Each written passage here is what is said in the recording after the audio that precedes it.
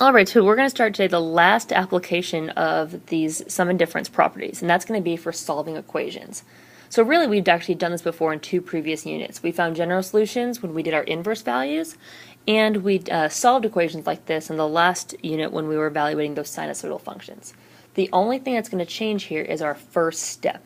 And my first step, if you look at this big complicated process I have here, I'm just going to simplify that using my sum and difference properties. So if I look at my chart for sum and difference properties, I have one of these that is a cosine times a cosine minus sine times sine. And my a's and b's both match. And the one that is equivalent to the cosine of a plus b. But my a is x and my b is pi over 4. So all I'm doing is just simplifying that left side. At this point it's really simple because all I need to do is rewrite this function as an inverse. So I can rewrite this as cosine inverse of 1/2, and that's equal to the entire argument, which is x plus pi over 4. So now I just need to find that inverse and look at my directions. It tells me to find the general solution. So the general solution is everywhere that I get a cosine of 1/2. So the first value, the principal value, is going to be in quadrant 1. So I'm going to label this triangle in quadrant 1. I've got an adjacent of 1 and opposite of 2, which makes that angle pi over 3. If it's a general solution, it's pi over 3 plus 2 pi n, and that still equals x plus pi over 4.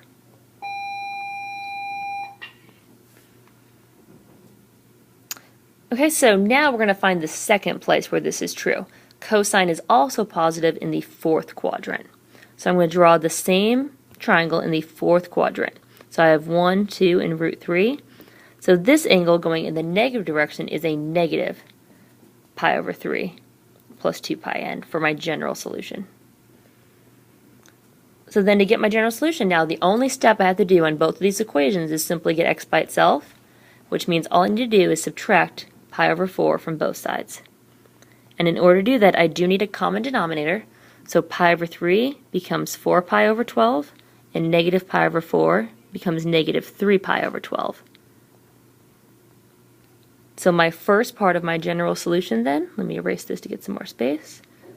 The first part of my general solution is pi over 12 plus 2 pi n. And then to get the second one, I'm going to do the same thing on my second equation. I'm going to subtract pi over 4, get a common denominator, so that's 4 pi over 12 and 3 pi over 12. So my second one is a negative 7 pi over 12. So that whole thing is my general solution. So that's part A. So this is my entire answer for part A, the general solution. Now the last part, I'm going to take my general solution and I'm going to use that to find all of the values for part B that are in between 0 and 2 pi. So I look at my general solution, and the first one, pi over 12, that actually is in that range, so no work needed. But negative 7 pi over 12 is not. So I need to take negative 7 pi over 12 and add that interval, which is 2 pi. So I need a common denominator, so that becomes 24 pi over 12, and when I add that, I get 17 pi over 12. So 17 pi over 12 is also between 0 and 2 pi. Now if I add it again, if I go back to my first one and pi over 12 and add 2 pi, that's going to be bigger than 2 pi, so it's not going to be in that range. So that's my answer for part B. Alright, we're going to look at one more, and that's going to be a tangent example, because those are a little bit different if you remember back when we did general solutions. So if I look at this expression here, this is very similar to my tangent A minus B, except my A is 2x and my B is 1x. So if I simplify that, it's simply the tangent of x is equal to negative root 3 over 3. So to solve this, it's an inverse. I'm going to draw my triangle. Tangent's negative in quadrant 2 and 4, but let's start in quadrant 4 because that's my principal value. Opposite, adjacent. Then if I do the Pythagorean theorem, this one looks a little different than you're used to seeing. But if I do the Pythagorean theorem and simplify it, my hypotenuse is 2 root 3. So although it's hard to see, this angle is actually a 30 degree or pi over 6 angle, because these functions are still in that ratio. They're just all multiplied by the square root of 3. So even though they don't look like it, they're still in that same ratio.